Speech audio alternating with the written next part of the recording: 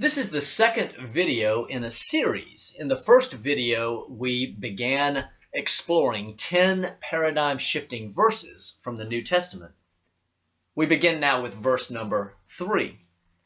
The Apostle Paul, in coming up to Jerusalem to give a report, tells of the wonders being worked in Asia Minor among the Gentiles. Acts 21:20 relates to us the excited response about those who believed in Jerusalem.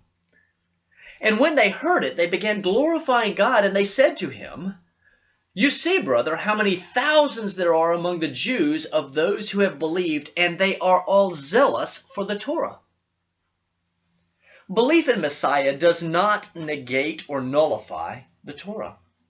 Rather, it should increase our zeal for obedience out of love. Here's the question. Do theologians 1,000 to 2,000 years removed from Jerusalem and the apostles know more than James and Paul and all the elders who are standing here witnessing this meeting? I don't think so. This verse is a paradigm shifter. Number 4. Just a couple verses later may be the single most shocking verse in the New Testament for most Christians.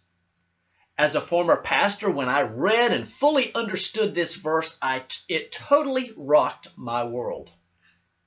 Acts 21:26 says, "Then Paul took the men, and the next day, purifying himself along with them, went into the temple, giving notice of the completion of the days of purification, until the sacrifice was offered for each one of them."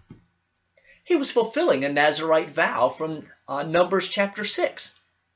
You just read that Paul, the apostle and possible author of Hebrews, was in the temple offering sacrifices some 20 plus years after the Damascus Road experience. He was seized not for offering sacrifices, but for allegedly bringing Gentiles into the temple courts. False witnesses again. Paul was offering sacrifices in the temple. Ponder the significance to most theology that says the sacrificial system has been done away with. Yes, this is really heavy, but it is a reality in Scripture that must be dealt with.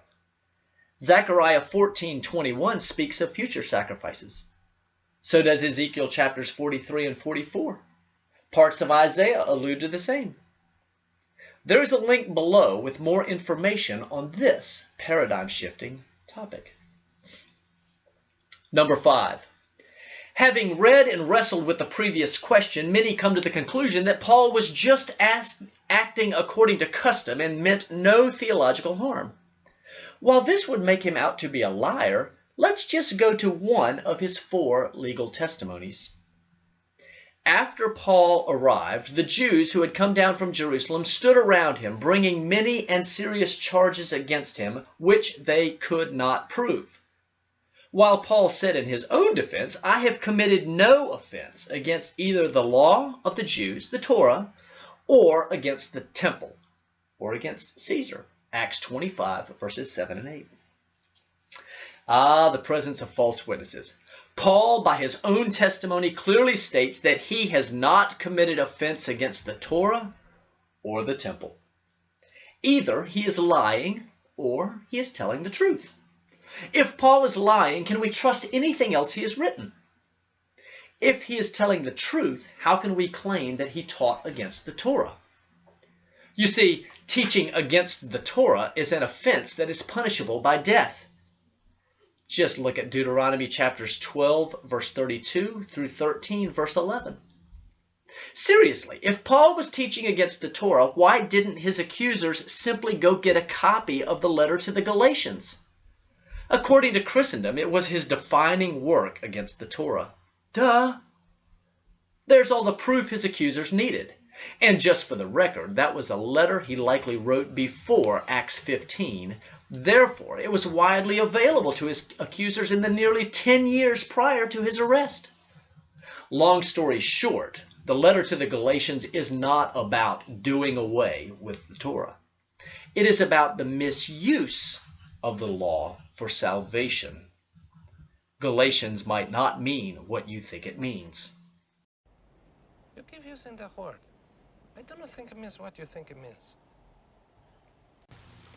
Paul says, I have committed no offense against either the Torah of the Jews or against the temple. Ponder deeply. No offense against the Torah. That, my friends, is a paradigm shifter. Join us in the next video when we consider more of what Paul said and some things that Peter said. Shalom.